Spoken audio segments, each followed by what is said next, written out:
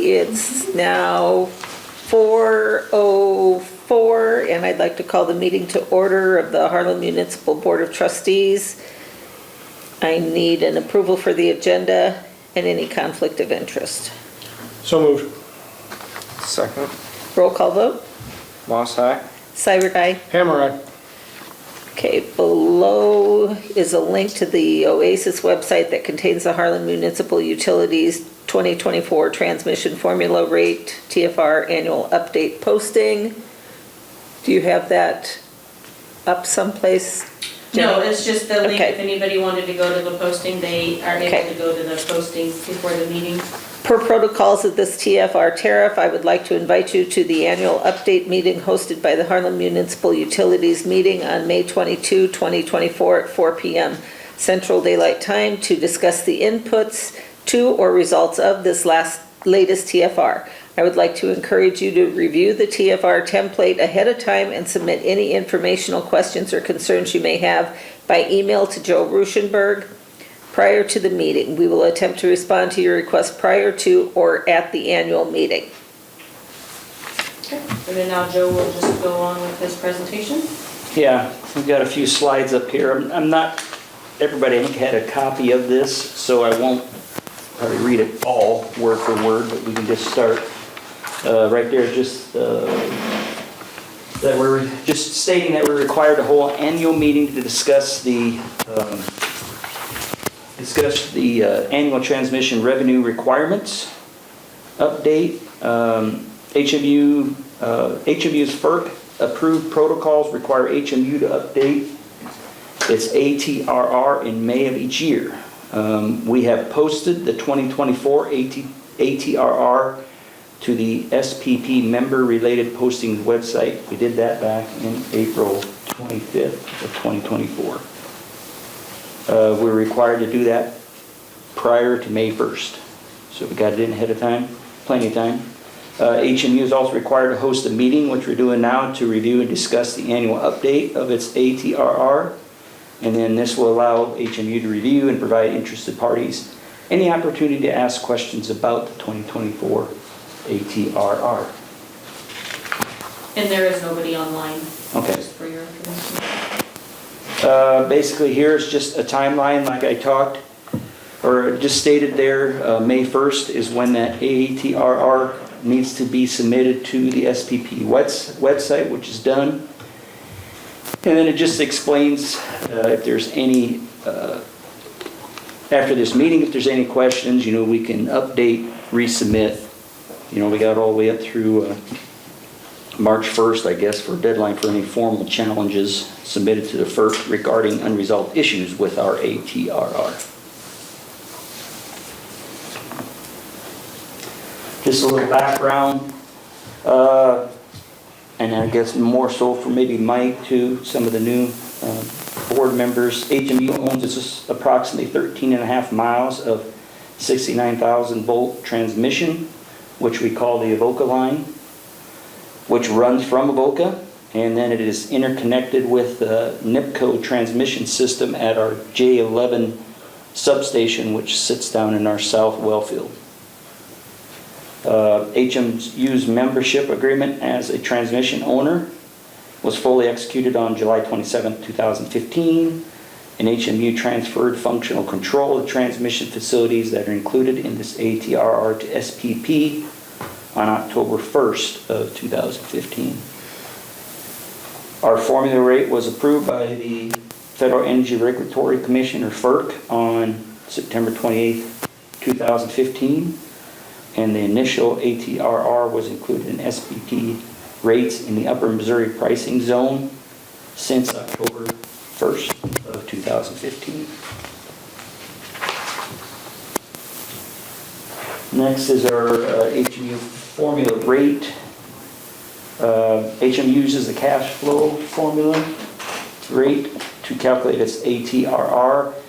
The cash flow formula rate includes the following costs of service items: transmission operation and maintenance expenses related to the transmission plant recoverable under the SPP tariff, an allocated portion of administration and general and taxes other than income taxes expenses, an allocated portion of the annual electric utility debt services expense or principal and interest, an allocated portion of the annual electric utility bond premium discount and issuance cost, if any, and an allocated portion of the annual electric utility debt margin requirement. It's a fixed margin requirement for HMU, was approved by FERC on September 28th of 2015. And then next is just a comparison of the 2024 ATRR versus the 2023 from last year. And basic, I'm not going to go through each one of those items, but the result is the 2024 gross ATRR is about 76,000 less than it was back in 23. Do we know why? In that table, it kind of shows, our O&M transmission costs are a little bit less. Our total operation and maintenance is down. Debt service is down slightly. That's something I'd have to get into the exact numbers, like with Kurt and Deb, that basically they'll get a culmination of numbers, operating expenses and everything, and then they've actually got a formula that is in a form that they plug all those numbers in, and it pretty much kicks out as far as what our ATRR is. So it's costing us less? Is that basically what you're saying? Yes, yeah. Okay. Yeah, our revenue requirement is less. So it's not the revenue coming in, it's just our requirement to run it is less? Yes, yeah. I'd have to Okay. think about that. And like I said, this is kind of the first year we've gone through this ourselves. Previously we had hired somebody to kind of go through this, but we were doing a lot of the work in-house and then just giving them the numbers just to present, the formula. So we started doing that in-house this year. When you said it was less, I just wanted to make sure I Right. was understanding. Correct. I guess with that, is there any other questions?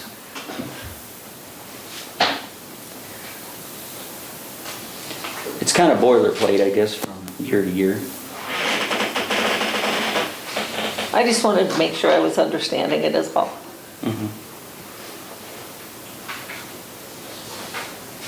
And like I said, if there is any other questions, once we get into the meat of the numbers too, I can definitely talk to Kurt and Deb, and then we could get a response back to you.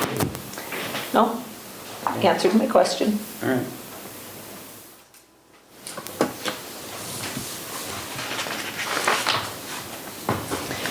Okay. Are there questions from anyone else? If not, I'll entertain a motion to close the annual update meeting. I'll make that motion. Second. Roll call vote. Moss, aye. Seibert, aye. Hammer, aye. Okay, this meeting is adjourned.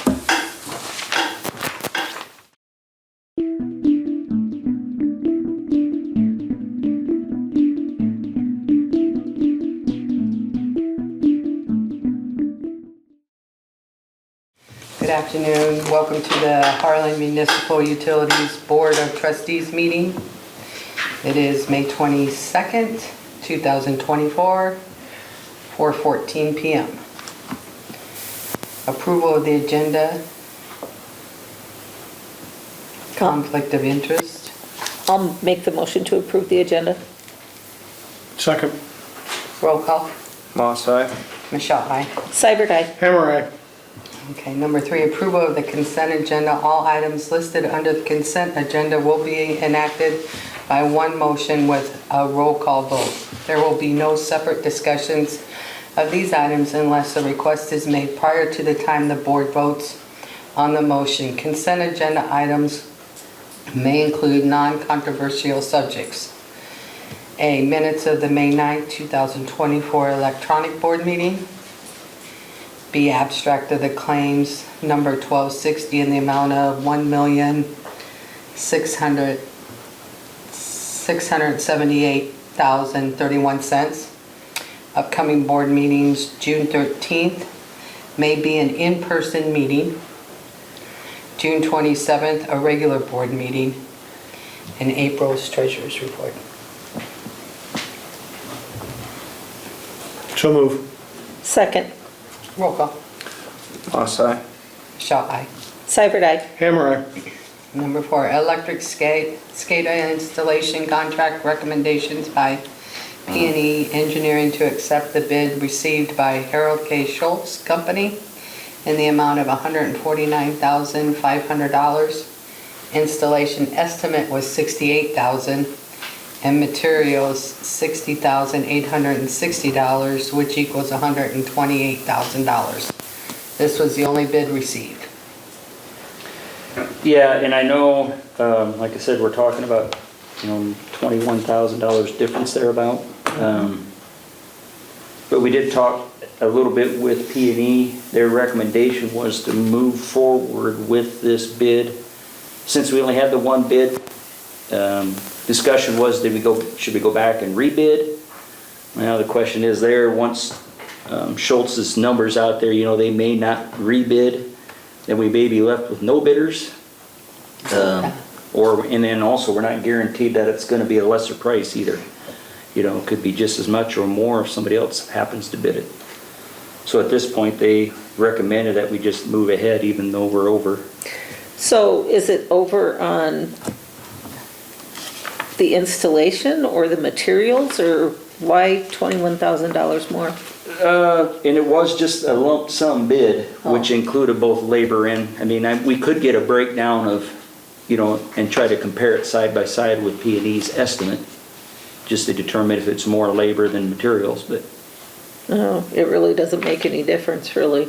Yeah, and that's the thing too, we've been having, 7 out of the last 8 days, we've been having issues with the current SCADA, just throwing us fits. So the sooner we can get this thing going, the better off we are. Didn't we just do something with that SCADA? A year and a half ago we did. It was a Band-Aid to put this as a new system.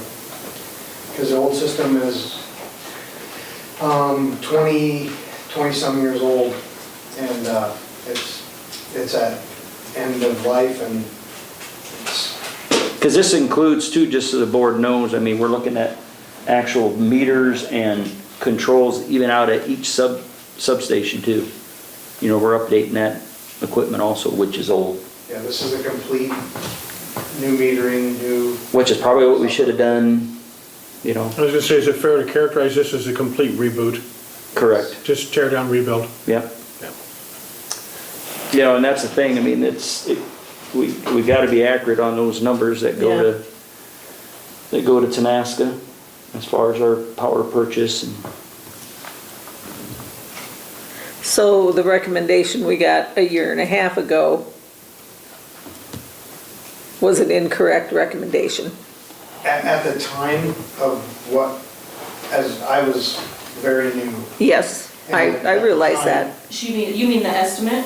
No, Oh, okay. Doing the last- getting the new computer so that it wouldn't kick you off all the time. We actually went to a virtual server Yeah. at that point and got some new software. Part of the issue is too, why can't I think of his name now? Don Dawson, who was the one that kind of wrote the program for that system to keep working. He'd worked on the one previously. He's had a health issue. That's part of the deal too. So it's just been a nightmare since we got that new stuff. Well, it ran pretty good for a while, but then we're starting to have issues again. And it was, realistically not know, if I would have known then what I know now, it was just a Band-Aid to gain us some time, really. And I don't want to stray too far afield here, but will there be ongoing maintenance contracts for software support and things like that with this too? Because this is just the install of the new system. What about support afterwards? Yeah, that's what I was So, just gonna- it would be a time and material basis, and it is only like if we change something in the substation or something that they would have to go in and rename or take a piece out, put the piece into the software. Okay. But we won't have like right now we have So like much $12,000 Annual. software annual fee, where this, we won't have that, Okay. so. Well, are there any more questions on this? Otherwise, And that was I something move to too, the accept it. company we're working with, P&E recommended it has worked with on other systems, so. Yep. And they'll support this. Yes, So you'll save $12,000 a year? on software for going to the new system. Yeah, I mean, that's, So that would at be- some point, maybe there's gonna be some, maintenance that we'd have to do, but there again, like I said, we're not tied in yearly At to a some number. point, I think we just have to bite the bullet and go for it. So I make a motion that we accept the bid and go forward. I'll second that. Roll call. Moss, aye? Michelle, aye. Seibert, aye. Hammer, aye. Okay, Harlan Municipal Utilities Raw Water System Improvement, Section 1 through 4 Payment Application Number 10 in the amount of $249,183.36. There again, monthly payment to McCarthy Trenching for work complete to date on our water project. So it's just ongoing application for And payment. we're staying right on time with that? I think so. I think we're looking good. I mean, completion date of October, but if we add in the new deep well, I think we'll get to push that completion date back maybe a month or so, month or two, but. And is that looking good for the new deep well? Mhm. Good. Yeah, it sounds like, I mean, we can get into that a little bit more later, but the last call we had with McClure Engineering was that talking with Harlan RO, or reverse osmosis that we worked with before, it doesn't sound like there's gonna be much of a challenge to treat that different water quality from the deep well. Might not even, I mean, there may be some slight chemical adjustments, but they didn't think, I mean, our system, treatment system should handle what we're getting out of that deeper aquifer, Good. no issues. How many of the new wells are online now? Got- So two? Okay. Yeah, We were trying to get the third one up, but the rain has prevented us from getting the digger. I was gonna say, is weather slowing down anything? A little bit, there's been a couple rain days, but it's, but you're getting we're keeping up. over 900 gallon a minute to the plant where we struggled to even try to get 800 previously. Yeah, all the new distribution systems are online for both the east well field and the south well field, so that's helped out immensely. Do you need a motion? Yes. Okay, I'll make the motion. Roll call. No, do we have need a second. You did the, He made the motion. okay. I'll second it. Roll call. Moss, aye? Michelle, aye. Seibert, aye. Hammer, aye. Okay, number 6, resolution number 26-2004, a resolution to modify the water rates for Harlan Municipal Utilities. Rate increase to cover our cost, mainly for construction of our current raw water system improvements project. Rates were reviewed with the Finance Committee, and these rates will go into effect July 1st. The rate increase we had back in, I think it was December 1st of 2022. I keep forgetting, I should have looked that up. Yeah, I think it was 19% increase. This increase, we're looking at about 3.5%, so much less. But there again, as far as talking with our financial PFM, we're probably going to have about a 3.5% increase for next few years yet too. But that's the way we're looking to be able to cover all our costs of this new project and to cover what, maintenance costs that we have right now too in the system.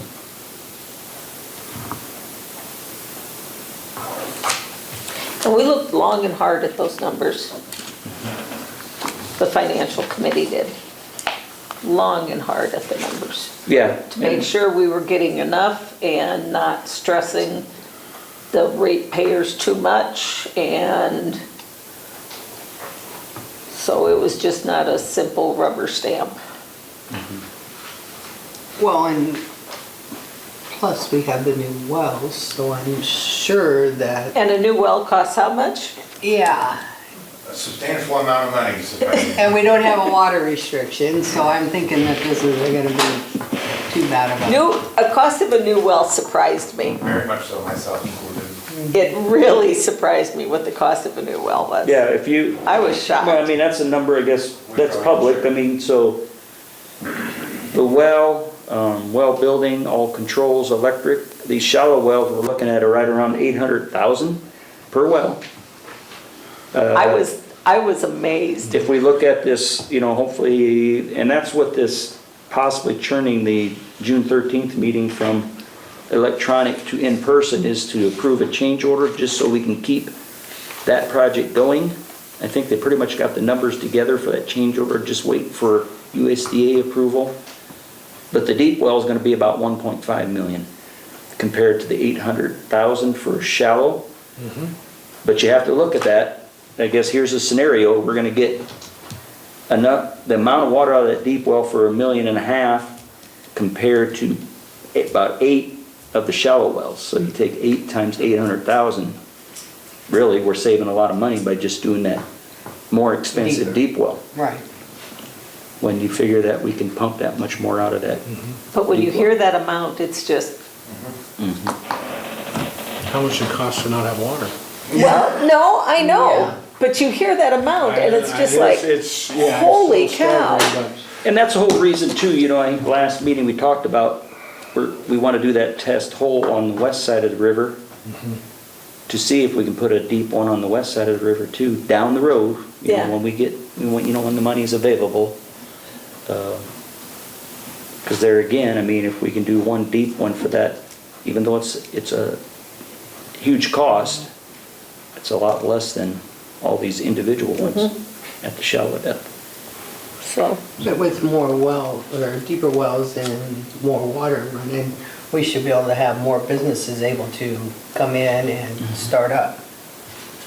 Yeah, I think that's been a problem. Like I said, we've been basically been running our plant at half capacity just because we can't get the raw water to it. yeah, this project is huge. I mean, it is huge. Yep. And we've gotten federal aid for some of this too, Well, haven't we? we're borrowing it from USDA, Yeah. which, it's a loan, we have to pay it back, but we did get a $500,000 Right. grant A grant, to right. offset some of that. The thing about water is you amortize it over so many years, you forget that aspect of it too. You spend the money now, but it's good for 40, 50 years, so Correct. look at it from that standpoint. So I'll make a motion to accept resolution number 26-2004. I'll second. Roll call. Moss, aye. Michelle, aye. Cyber aye. Hammer, aye.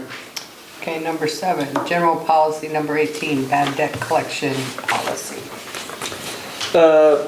Number one idea or reason for bringing this in front of you is the policy update to increase the number of days from 30 to 60 before the debt can be transferred to collections. And that was something that's mandated, right, Jenny? No, it's not mandated, but it just takes longer when they switched from one part of the state to the other. Okay. Deb says she has to give more notices. Okay. And so she says it's taken close to 60 days before they can even get it turned over to them now. Right. And then in this same time when we're updating that, we talked to Gene about this also. We're wanting to update to transfer to the city the debt amount and contact information for any customers that are 60 days overdue on the sewer and landfill payments also. Turn that information over so then the city can pursue that collection after 60 days. I mean, we'll attempt to try to get that money for 60 days while we're attempting to get, for the electric, gas, and water also. But at that point, we're hoping the city's got more avenues, or we're thinking the city will have more avenues as far as to try to collect property, put it against property taxes and so forth, to collect their portion of the sewer and landfill, if that makes sense. So after the 60-day period, we'll turn ours to collections and then Right. we'll turn the cities over to them. And then it'll be off our books. We won't have any more of those payments coming in. And I think you had researched that too, Gene. You said it in the past that was the way it was at one point. The city had taken those over for collections.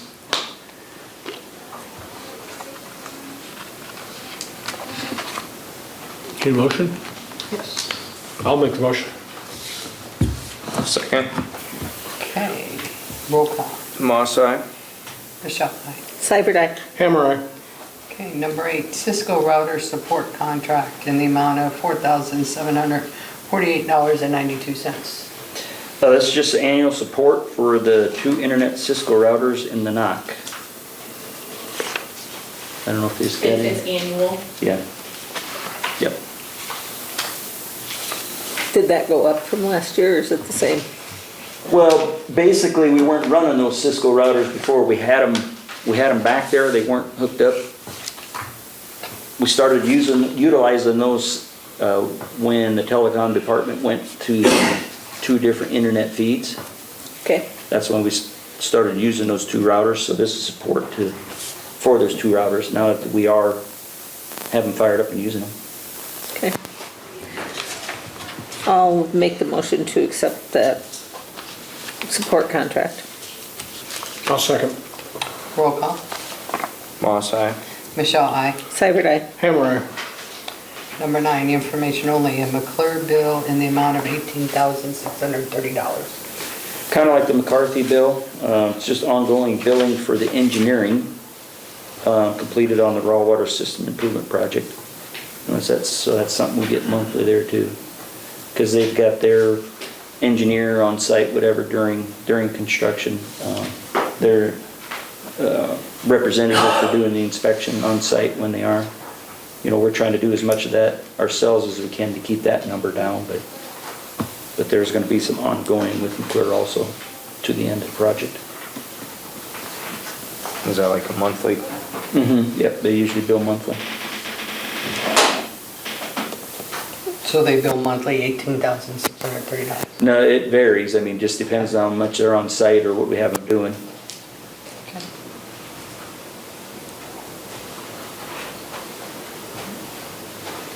And we check it. I mean, things are online as far as what they had quoted as far as their scope originally with the whole project. You know, what they were going to spend on preliminary design, final design, so forth, construction services. So. Number 10, CEO's report. Okay, few items. First item, I wanted to give an update. You know, we talked a little bit about the raw water system improvements project. McCarthy Trenching has 3 wells left to tie their service lines into the new raw water mains. They would be on the east side of the river. Wells 19, 4, and 5 are the last 3 to get tied in, and we'll have everything tied in, of course, except for 35. Once we get that decided, that'll have to get tied back into tied into the system. There is approximately 700 to 800 feet of conduit left to bury, mainly up by the old water plant on the west side of the river, and then some over on the east side, over there by Maple. And then once they get that in place, that'll be everything underground. I think that needs to be buried. Holstein Electric is pulling fiber and electric in the south well field. They do plan on trying to switch wells in the south well field over to the new fiber and electric controls this week if weather permits, otherwise hopefully next week if they can get down in there with the rain. HOA, with help from our telecom department, is starting, and it's been here this week, starting to work on the installation of the SCADA system to control the wells and the plant. And then there again, we mentioned we'd like to hold, I guess at that point we were thinking a special board meeting or an in-person on the 13th of June to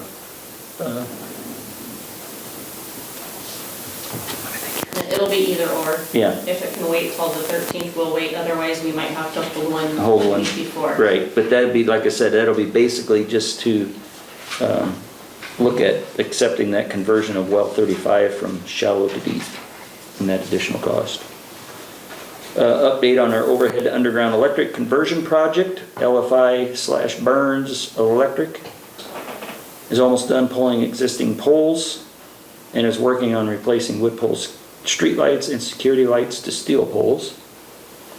The boring contractor is working on boring conduit along Highway 44. They're hoping, I think, they started out west, making their way back to Highway 59. They're hoping to try to get the west edge of 59 here by the end of the week, but just have to see how things go there. They're actually on, I think, Western Engineering's property right now. So they got a little ways to go there yet before they get to Highway 59. The next place they look at moving to would be probably on Highway 59 between Hawkeye and 900th Street area, or down by Line subdivision area where Line Construction is down there off 12th Street. Back in there, we're burying some electric back in there also. And then we continue to work on easements to try to stay ahead of them. That way they can keep moving forward. Next item, we're looking at on Saturdays in the month of June. We're looking at having additional HMU employees going out door to door to help complete the lead service line surveys. I'd like to see them completed by the 1st July if we can, so that's where we're looking as far as seeing who wanted to volunteer to go out on Saturdays so we can get more bodies out there and try to get a big push to get those done. You know, and we're still working every Wednesday, you know, How Dylan many going left out. do we have? Around 800. And this is going out in the newsletter again, always? Jenny's been great about putting it on Facebook, it's been in the newsletter, it's been, it's been everywhere, so. It's still on our website. You know, we'll make sure that they're wearing, you know, HMU shirts or hats, you know, so people recognize. And that's kind of what we've been doing now. Dylan has his stuff I'm on. so glad that this is still going on. I mean. So like I said, if we got 800 left, we're 2/3 done, basically. Get a push on that last third and get worked through that, because drop dead date, you gotta have everything organized, and it was October October 16th. I think they've gotta be in, everything into EPA. I don't think you're the only community. I've read other things, and there's other communities that are having the same problem. If we charge them $5, I bet they'd get it done. We talked about that, we just didn't know if it was legal or not, so. We ought to pay them. Well, we tried enticing on some credit for their utility bills, and we didn't hardly get anybody to bite Yeah. when we first started it, so. Next item, HMU local channels, just an update. 14 and 15 are now being broadcast in HD. Brian has been getting good comments from customers. Telecom department has also started live streaming events in HD on channel 15 and YouTube. And that even includes today's board meeting.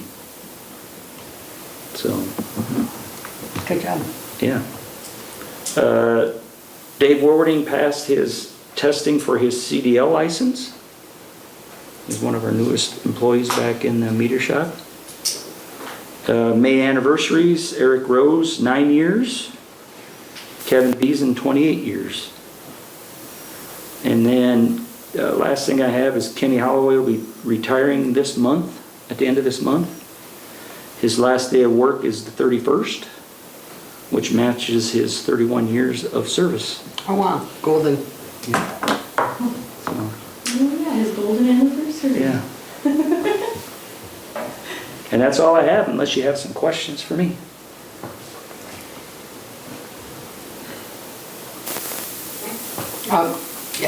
We just received Nella's letter of resignation today as board member. So she has served for 12 years since 2012. She filled in a term, and then she's almost up with her second term. So we just would like to thank her for all the 3 years and commitment to us. Yes. I'm disappointed that I didn't finish it, but retirement does that to you. She will be moving, therefore she Yes. won't be able to stay on the board. But yeah. Spirit Lake, Oh, wow, that'd be nice. yeah. I have a place on the lake, so we're going to be living up there.